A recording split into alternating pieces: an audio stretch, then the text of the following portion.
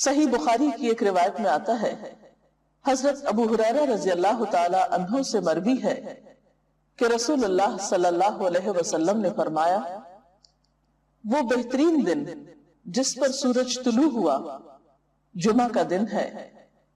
اسی دن حضرت آدم علیہ السلام تخلیق کیے گئے، اسی دن جنت میں داخل کیے گئے اور اسی دن وہاں سے نکالے گئے، اور قیامت واقع نہیں ہوگی مگر جمعہ کے دن۔ تو اس سے پتہ چلتا ہے کہ جمعہ کا دن اسلامی تاریخ میں اہمیت کا حامل ہے۔ اس دن میں سب سے اہم کام جو ہمیں کرنا ہے وہ نماز جمعہ کا اہتمام ہے۔ نماز جمعہ مردوں کے لیے ایک فرض عبادت کی حیثیت رکھتی ہے۔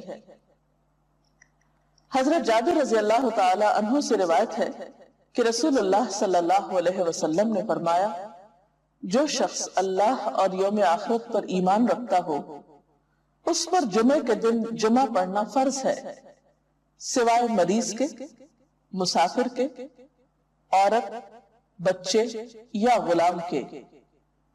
جو شخص کھیلنے یا تجارت میں بے پرواہ ہو اللہ بھی اس سے بے پرواہ ہو جاتا ہے، اور اللہ تعالیٰ بے نیاز تعریف والا ہے۔ تو اس سے پتہ چلتا ہے کہ جمعہ اپنی نماز جمعہ کے اعتبار سے بہت اہمیت کا حامل ہے، اور سوائے شرعی عذر کے جمعہ کو چھوڑ دینا انسان کے لیے محرومی کا سبب ہے، ایک بہت بڑی خیر سے۔ عام طور پر انسان تجارت اور کھیل کود میں مشغول ہو کر نماز جمعہ سے بے پرواہی برتتا ہے، لیکن ایسا کرنا خود انسان کے اپنے ہی لیے نقصان دہ ہے۔ جمعہ کے دن ایک خاص گھڑی ہوتی ہے جس میں انسان کی دعائیں قبول ہوتی ہیں۔ حضرت ابو ہریرہ رضی اللہ تعالی عنہ سے روایت ہے، رسول اللہ صلی اللہ علیہ وسلم نے جمعہ کے دن کا ذکر کیا تو ارشاد فرمایا، اس میں ایک ایسی گھڑی ہے کہ جس مسلمان بندے کو وہ میسر آ جائے اور وہ کھڑا ہوا نماز پڑھ رہا ہو تو وہ اللہ سے جس چیز کا سوال کرتا ہے اللہ تعالیٰ اسے ضرور عطا فرما دیتا ہے۔ اور آپ نے اپنے ہاتھ سے اس گھڑی کے مختصر ہونے کا ارشاد فرمایا کہ وہ بہت لمبا یا طویل وقت نہیں ہوتا بلکہ وہ ایک مختصر سی گھڑی ہوتی ہے۔ مسلم کی ایک حدیث کے مطابق وہ گھڑی امام کے منبر پر بیٹھنے سے نماز جمعہ کے ختم ہونے تک ہے، اور ترمذی کی حدیث کے مطابق یہ گھڑی عصر سے لے کر سورج غروب ہونے تک تلاش کی جائے۔ اس سے پتہ چلتا ہے کہ یہ دو اوقات خاص طور پر جمعہ کے دن اہم ہیں جن میں اللہ تعالیٰ کا ذکر اور عبادت کی جانی چاہیے۔ نماز جمعہ کے علاوہ کچھ اور کام بھی جمعہ کے دن خاص اہتمام کے ساتھ کیے جانے چاہیے۔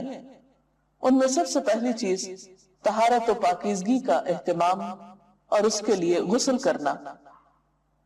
حضرت ابو سعید خدری سے روایت ہے کہ رسول اللہ صلی اللہ علیہ وسلم نے فرمایا، جمعہ کا غسل ہر بالغ شخص پر واجب ہے، یعنی اس سے اس کی اہمیت کا اندازہ ہوتا ہے۔ حضرت سلمان فارسی کہتے ہیں کہ نبی صلی اللہ علیہ وسلم نے فرمایا کہ جو شخص جمعہ کے دن غسل کرے اور جس قدر اس کے امکان میں ہو طہارت کرے، پھر تیل لگائے یا اپنے گھر کی خوشبو استعمال کرے، اس کے بعد جمعے کے لیے نکلے اور دو آدمیوں کے درمیان میں جو مسجد کے اندر بیٹھے ہوں تفریق نہ کرے، یعنی بیچ میں سے ان کو نہ کاٹے، پھر جس قدر اس کی قسمت میں ہو نماز پڑھے، پھر جس وقت امام خطبہ پڑھنے لگے تو چپ رہے، تو اس کے وہ گناہ جو اس جمعے اور پچھلے جمعے کے درمیان ہوئے بخش دیے جاتے ہیں۔ حضرت اوس بن اوس سے روایت ہے کہ رسول اللہ صلی اللہ علیہ وسلم نے فرمایا، تمہارے دنوں میں سب سے فضیلت والا دن جمعے کا دن ہے، پس تم اس دن مجھ پر کثرت سے درود بھیجا کرو، اس لیے کہ تمہارا درود مجھ پر پیش کیا جاتا ہے۔ اس کے علاوہ سورۃ الکہف پڑھنا۔ آپ صلی اللہ علیہ وسلم نے فرمایا، جو شخص سورۃ الکہف کی تلاوت جمعے کے دن کرے گا تو آئندہ جمعے تک اس کے لیے ایک خاص نور کی روشنی رہے گی۔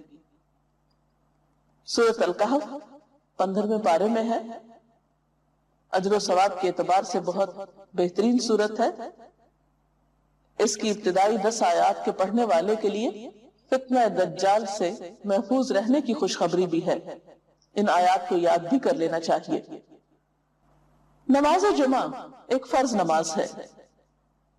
قرآن پاک میں اللہ تعالیٰ فرماتے ہیں یا ایھا الذین آمنوا اذا نودی للصلاۃ من یوم الجمعۃ فسعوا الی ذکر اللہ وذروا البیع ذالکم خیر لکم ان کنتم تعلمون۔ اے لوگوں جو ایمان لائے ہو، جمعہ کے دن نماز کی آذان دی جائے تو تم اللہ کے ذکر کی طرف دوڑو اور خرید و فروخت چھوڑ دو، یہ تمہارے حق میں بہت ہی بہتر ہے اگر تم جانتے ہو۔ یعنی باقی تمام کام کاج چھوڑ کر عبادت کی غرض سے نماز جمعہ کے لیے مسجد میں حاضر ہونا چاہیے۔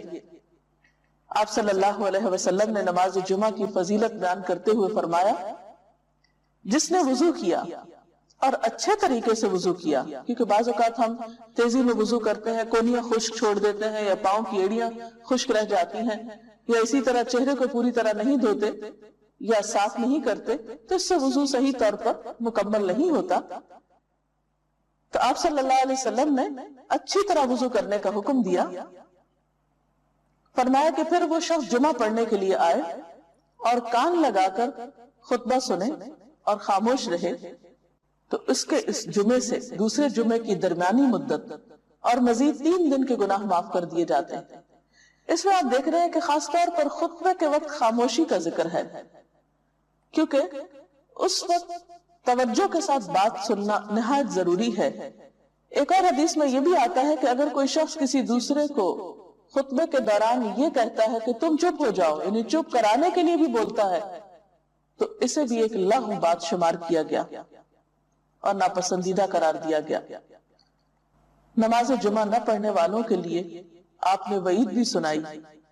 حضرت ابو ہریرہ اور حضرت ابن عمر سے روایت ہے، انہوں نے رسول اللہ صلی اللہ علیہ وسلم کو اپنے منبر کے تختوں پہ یہ فرماتے ہوئے سنا کہ لوگ جمعے چھوڑنے سے باز آ جائیں، ورنہ اللہ تعالیٰ ضرور ان کے دلوں پہ مہر لگا دے گا، پھر وہ یقیناً غافل لوگوں میں سے ہو جائیں گے۔ اور غافل دل تو پھر ایک بیمار دل ہوتا ہے، انسان کے اپنے ہی لیے تکلیف دہ ہوتا ہے۔